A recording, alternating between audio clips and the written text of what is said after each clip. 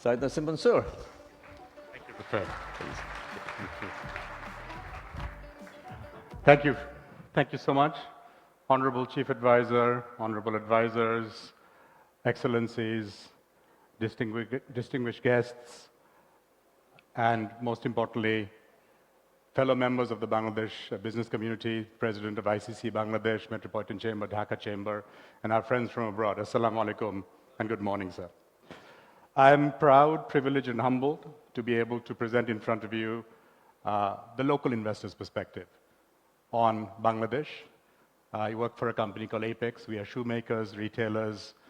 We work in the pharmaceutical space. But I'd like to start by doing the pop quiz that seems to be the style today. This morning, we were asked many, many things. And I think one of the things I would like to ask the audience is that what do you think a Qatar Airways pilot, a caregiver in Japan, Michael Kors handbags, golf clubs sold in Japan, and ocean-going vessels have in common? Any ideas? They're all born in Bangladesh. Thank you. This is what Bangladesh does. We create, we innovate, we find ways, as we heard from the CEO of Inditex. If nothing, we are creative. And the reason that we are here today, ladies and gentlemen, as the private sector of Bangladesh, proud to represent Bangladesh, is that number. It's not 165 million, it's not 170 million, it's not 175. It's the 114 million labor force of Bangladesh. This is the strength of Bangladesh. We talk about the three unspoken heroes, ladies and gentlemen. The farmer of Bangladesh, a tiny country half the size of Ohio, which feeds 170 million people. We talk about the migrant workers of Bangladesh sending back record amounts of remittance to Bangladesh, sustaining the consumption and the growth. And an area which is particularly close to my heart, the people who work on the shop floors of Bangladesh, making product from Bangladesh. For the wages that we are able to pay and that inshallah we will continue to raise, for the productivity that we get, for the quality that we deliver, for the obstacles that we overcome, there are very few countries in the world that has this quality of workforce. One of the things I never like to say, and I think we would like to consciously avoid, is the word cheap labor. I think it's demeaning to our labor. Our labor is not cheap. We have low-cost competitive labor that is some of the finest in the world, and you can ask any investor in Bangladesh. We have some of the most productive factories in manufacturing groups in Bangladesh. I'll name one, Coats. Coats is one of the largest thread manufacturing groups in the world. You'll be happy to know that their highest productivity factory is actually in Bangladesh. So there are many, many examples with the right management where this can be done. Now, the private sector that I represent, 76% of the total investment comes from the private sector.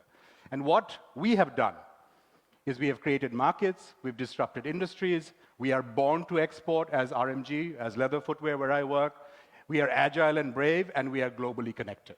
And examples of this are just a few that I would like to now especially highlight to our friends maybe who are visiting Bangladesh for the first time.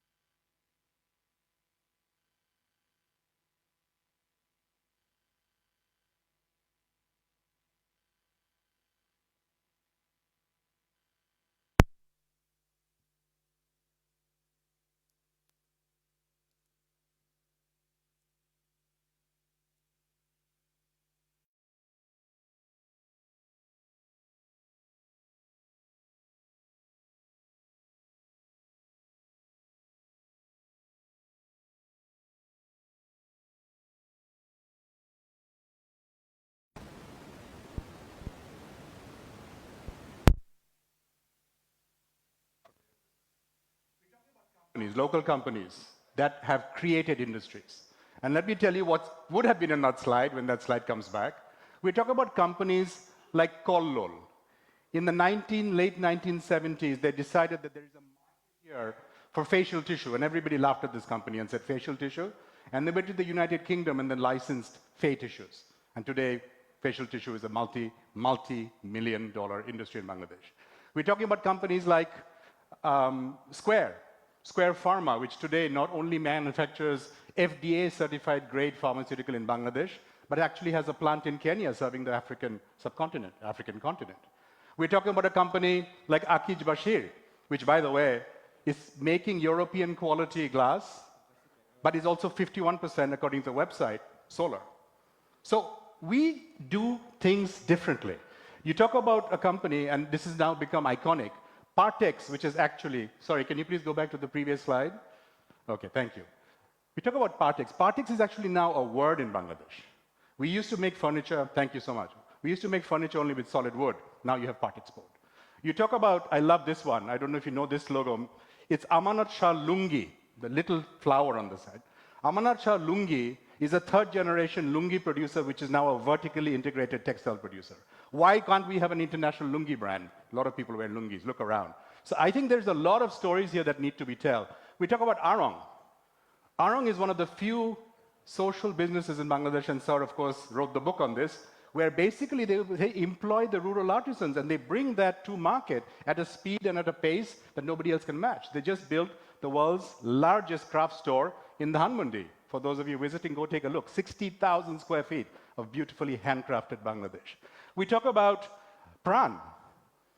You can go from Africa, I think, to Antarctica, and you can go anywhere, and our version of Pran, of the famous patata chips, is everywhere. So Bangladeshi companies scale, Bangladeshi companies can compete. And of course, last but not least, we do have BGMEA. Putting Bangladesh garments on the map, made in Bangladesh, the label check that we heard about. ACI, the last example that I will give. ACI aerosol, we all grew up with that. Unfortunately, mosquitoes is part of life also in Bangladesh, but it's also an opportunity. This was a brand that was built in Bangladesh, then acquired by a US company. They came and they bought the brand. So Bangladesh is building brands not only for us, but for local investors. Now, Bengalis, traditionally, we have had this rep of being the babus. For those of you who don't know what a babu is, we tend to be not risk takers, we're risk averse, we like the nice government job, we like to have the 9 to 5, we're not the greatest entrepreneurs. That was the old Bengali. But look what the Bangladeshi Jadoo has done. We have gone in and we have found markets because we see opportunity to create, to disrupt, to find new ways to lead. We can scale. Bangladesh is one of the few markets where you can scale. You can test something and then you can roll it out to 20 million households. Talk to the people in Telenor, they will tell you. Ability. I think the ability to learn and to grow, not only just at the shop floor level, at the managerial level, entrepreneur, unbelievable. Very, very steep learning curve. And most important, a sense of responsibility. In the previous slide, I had a company there called Ispahani. All of us who are from Bangladesh know Ispahani. We are proud of this company now, more than, I believe, 3 generations, if I'm not mistaken, in Bangladesh. Run one of the finest eye hospitals in Bangladesh. Nobody forced them to do this. Nobody gave them a tax break initially. I know Chairman NBR is in the room. Hopefully he will consider, sir. But they did it because they care and they love this country. So social responsibility was being done in Bangladesh before it was a word. Now, what are the next big things? We have all been talking about agro, but the one big thing I want to talk about is healthcare. If you look at how much money leaves this country, $5 billion officially that we know or we don't know, nobody knows the real number, and I'm so happy to hear that from China to other countries, people are being encouraged and incentivized to set up those facilities here. Look at that growth, $820 million just for medical equipment, make it in Bangladesh. This is the opportunity. Consumer electronics, we still have a tariff rate, tariff is the word today for everybody, almost 26% tax. It's a $1.65 billion market. We have local brands like Symphony who came in and started manufacturing phones, and now we have Samsung doing the same here. What's the next one? This is my favorite, skills. Ladies and gentlemen, this is not only a need, but it's a business opportunity. When you have 2 million people coming into the workforce, when you have one of the highest unemployed, educated youth forces in the world, we need to find ways to skill. And creating skills is business. Let's take some examples. Japan needs caregivers. I was having a conversation with a Brazilian company. They are one of the biggest producers of halal meat in the world. But, sir, they have 30,000 factories where they are short of Maulanas because they can't certify it as halal. Why is this not an opportunity that we look at? How much longer do we just sending low-skilled and unskilled? So skilling is a huge opportunity for us. Logistics. You look at the millions and the billions of dollars going into land ports, seaports, airport, facilities management. I would like to request the chief advisor and the advisors, please look at managed services. Let's look at how we make this logistics. We are paying a lot of money, taxpayers' money, sir, for the hardware. Where's the software to manage this? Can we bring in internationally reputed players to manage these facilities so that we are more competitive? And of course, beyond apparel, we've heard this above, beyond and beyond. I think with the 10x growth in the last 20 years, global competencies that we've already acquired, and we have an export culture and DNA.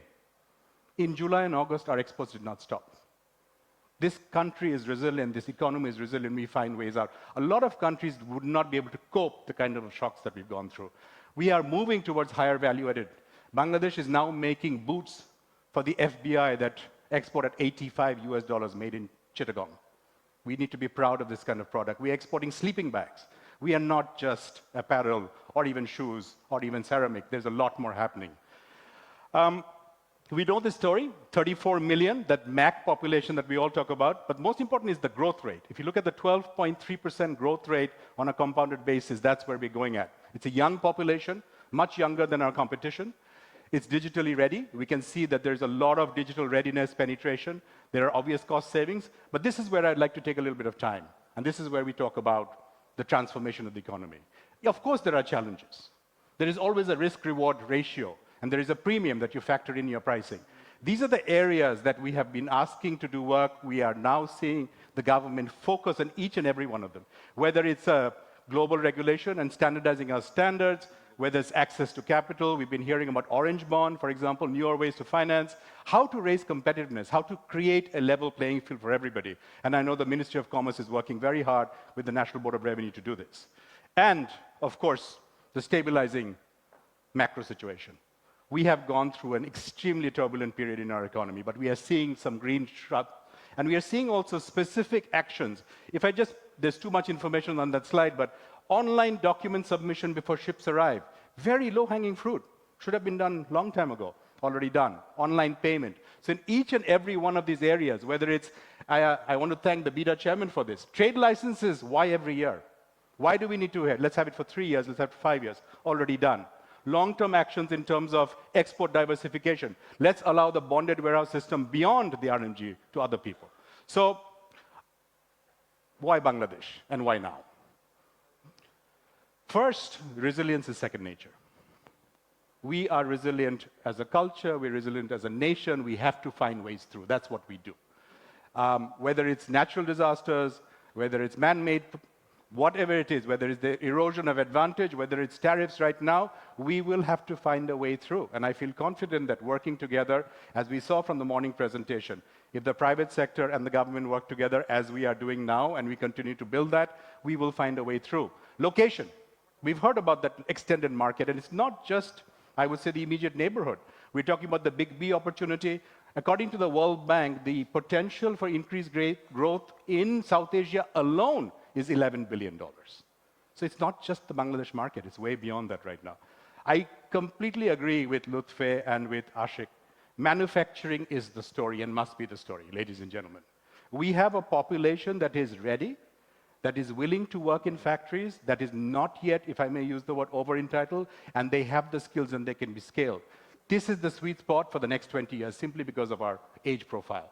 And it's manufacturing across, for export, for domestic, as well as for shared. The macro and economic stability, we are seeing some very, very encouraging signs. The improved volumes of payments, the stabilized exchange rates, we are seeing rebuilding foreign reserves, and very important, inflation starting to trend down. This affects us everywhere, whether it's the domestic consumption story or the export story.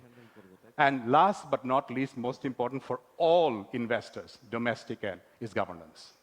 And this focus on governance and 4 specific areas that we would like to appreciate. The judiciary system reform, we are seeing dedicated commercial courts come up so that the speed of resolution is faster. The public administrative reform, I think the idea that there has to be a service culture in public administration is taking hold. Financial sector reform, and of course, a zero tolerance on corruption. This is what foreign investors want to see. So, my concluding thoughts? Yes, we all know this number, right? There are more Bangladeshis than there are Vietnamese and Thais combined. But it's not just about the numbers. There are a few words in Bengali that do not translate. Man, Obhiman, and one of my favorite words is Shokhin. Sir, you can help me, but I don't know how to translate Shokhin.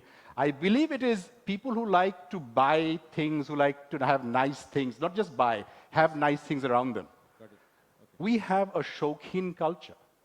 And this is a culture that's not just about consumption and materialism, it's also about appreciating what we have. So I would say to you, Bangladesh is investable, Bangladesh is invincible, and Bangladesh is enough.